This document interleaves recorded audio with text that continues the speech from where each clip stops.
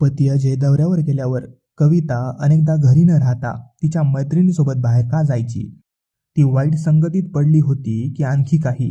Bag pack करताना अजय कविताला खूप प्रेमाने म्हणाला, तू उदास होऊ नकोस प्रिये. आज सोमवार आहे, मी शनिवारी येईन. तसं पण मुलं तुला विश्रांती कुठे घेऊ देतात? मी केव्हा निघालो आणि परत केव्हा आलो हे तुलाही कळणार नाही. कविता शांत गंभीर आवाजात म्हणाली, मुले शाळेत कोचिंगमध्ये व्यस्त आहेत. तुझ्याशिवाय माझं मन कुठे लागेल? तुझ्यासारखी बायको मला मिळाली म्हणून मी खूप आनंदी आहे. लग्नाच्या 20 वर्षानंतरही तू माझ्यावर इतकं प्रेम करतेस यावर कोण विश्वास ठेवेल?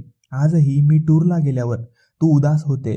आय लव्ह यू असं म्हणत अजयने कविताला मिठी मारली आणि मग बॅग उचलली.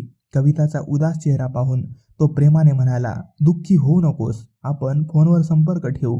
बाय, काळजी घे असं म्हणत अजय निघून गेला. कविता दुसऱ्या मजल्यावर असलेल्या तिच्या फ्लॅटच्या बाल्कनीत गेली आणि बाहेर जाताना अजयला पाहू लागली. खालून अजयने सुद्धा वर्षानुवर्षे चालत आलेला नियम पाळला. टॅक्सीत बसण्यापूर्वी वर बघितले आणि कविताला हात दाखवून आणि मग टॅक्सीत बसला. कविताने आत येऊन घड्याळाकडे पाहिलं. सकाळचे 10 वाजले होते. ड्रेसिंग टेबलच्या आरशात स्वतःकडे बघत ती हसली. मग तिने रुचीला हाक मारली, रुची तू काय करतेस? रुची हसली, तुझा नवरा गेला का? हो. मग काय कार्यक्रम आहे? तुमचे काम लवकर संपवा. मी अंजलीशीही बोलते. आपण चित्रपट बघायला जाऊ आणि मग जेवण करू. तुमच्या मोलकिरणीचे काम संपले आहे का? हो, मी तिला आज 8 वाजता बोलवले होते. वाह, काय योजना आहे तुमची. मग काय करावं लागतं? रुची हसली आणि म्हणाली, ठीक आहे, अर्ध्या तासात भेटू. कविता तिच्या इतर मैत्रिणी अंजली, नीलम आणि मनीषा यांच्याशीही बोलली. त्या सर्वांचं एकमेकांशी चांगलं जमायचं. 5ही जण एकाच वयाचे होते. सर्वांची मुलंही एकाच वयाची होती. प्रत्येकाची मुले इतकी मोठी झाली होती की त्यांना यापुढे त्यांच्या आईच्या उपस्थितीची गरज नव्हती. कविता आणि रुचीचे नवरे टूरला जायचे. पूर्वी दोघींना खूप उदास आणि कंटाळा यायचा, पण आता नवऱ्याच्या टूरला जायची वेळ चुकवायची. आता दोघीही त्या दिवसांनी आतुरतेने वाट पाहत होत्या. सकाळी शाळेत जाताना कविताने सौरभ आणि सौम्या या 2 मुलांना घराची प्रत्येक एक चावी दिली होती. तिने कालच आजच्या कार्यक्रमाची पूर्ण तयारी केली होती. 5ही मैत्रिणी ठरलेल्या वेळी भेटल्या. रुचीच्या गाडीतून सर्वजण उतरले. मग चित्रपट पाहिला. त्यानंतर हॉटेलमध्ये जेवण करताना खूप हशा पिकला. मनीषा एक उसासा टाकत म्हणाली, अनिलला ही टुरिंग जॉब असलं असतं तर सकाळ संध्याकाळ नवरा सेवेतून थोडा मोकळा वेळ मिळाला असता आणि तुम्हा दोघांप्रमाणे मलाही मजा आली असती. रुचीने चिडवले, तुम्ही अजून मजा करत आहात. अनिल सध्या ऑफिसमध्ये आहे. हो ग, पण संध्याकाळी येईल तो. संपूर्ण संध्याकाळ आणि रात्र तुम्हा दोघांसाठी असेल ना? कविता म्हणाली, हो यार, तसंच आहे. आता शनिवारपर्यंत विश्रांती आहे. मनीषा मजेत म्हणाली, थांबा, आमच्यावर जळण्याची गरज नाही. नीलमही मनातल्या मनात बोलली, आमच्या इथे तर व्यवसाय आहे ना, घरी यायची वेळ आहे ना जायची वेळ. अचानक कधी येतील कळत नाही. मला फोन करून माहिती देण्याची सवय नाही. घराच्या चाव्याही घेत नाहीत.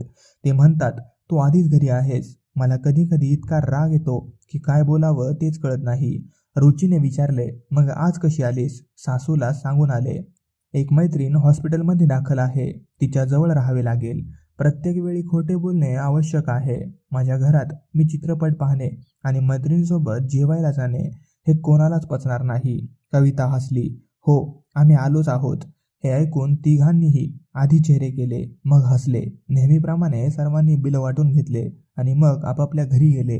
सौरभ आणि सौम्या शाळेतून येऊन कोचिंगला गेले होते.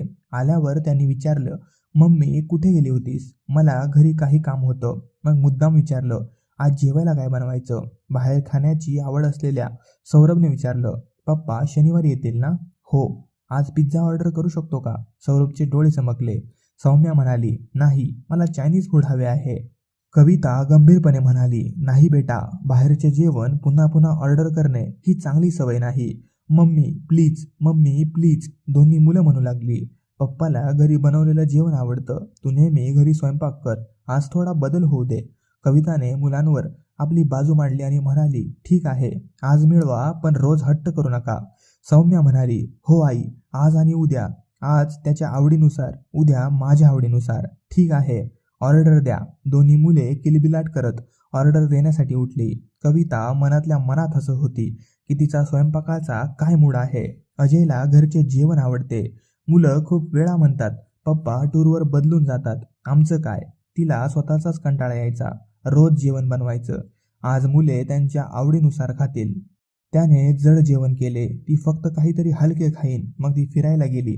मी विचार करत राहिले की अजय जेव्हा टूरला जातो तेव्हा चालणे खूप दिवस राहून जाते. अन्यथा मी 15 मिनिटे चालत नाही. अजय ऑफिसमधून परत येईपर्यंत बरीच कामे पूर्ण करायची आहेत. तिच्या संध्याकाळच्या चालण्यावर समाधानी कविता तिच्या मैत्रिणीशी गप्पा मारून आरामात परतली. मुलांचा पिझ्झा आला होता. ती म्हणाली, तुम्ही खा, मी आज कॉफी आणि सँडविच घेईन. मुले पिझ्झाचा आस्वाद घेऊ लागली. अजयशी फोनवरून अधूनमधून गप्पा होत होत्या. मुलांसोबत थोडा वेळ घालवल्यानंतर ती घरातील कामे पूर्ण करू लागली. मुलं अभ्यासाला बसली. तिचे काम संपवून तिने कपडे बदलले, गाऊन घातला, स्वतःसाठी कॉफी आणि सँडविच बनवले आणि बेडरूममध्येही आली. अजय दौऱ्यावर जातो तेव्हा कविताला वाटतं की त्याला काही काम नाही. जे पाहिजे ते शिजवून खा. घराची काळजी नाही. आज काय विशेष आहे असा रोजचा प्रश्न नाही. अप्रतिम स्वातंत्र्य. एक गडद खोली, हातात कॉफीचा मग आणि जगज्जीत चित्राच्या मखमली आवाजाच्या जादूने गुंजत असलेली बेडरूम. अजयला स्वच्छ चकाचक घर आवडते. घर स्वच्छ राहावे आणि त्यांच्या नजरेत कौतुक व्हावे यासाठी ती रात्रंदिवस मेहनत करत असते. कधी कधी वाईट वाटतं की आयुष्य हेच असतं का. असं नाही की ती अजयवर कमी प्रेम करते किंवा ती अजयला मिस करत नाही. ती अजयवर खूप प्रेम करते. घरातील कामात रात्रंदिवस कष्ट करून ती स्वतःसाठी काही क्षण काढते. त्यामुळे तिच्या मैत्रिणींसोबतचा हा मौजमजेचा काळ चिंतांपासून दूर आणि हास्याने भरलेला तिला जीवनदायी औषधापेक्षा कमी वाटत नाही.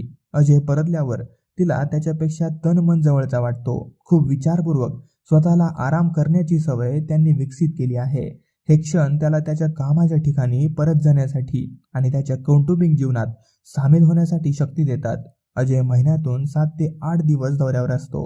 कित्येकदा टूर कॅन्सल झाली की हे काही क्षण फक्त स्वतःसाठी जगण्याची संधी शोधत त्याचे मन विचारते, प्रिये तू कधी जाणार. मग या खोडकर प्रश्नावर त्याचे मनच हसते.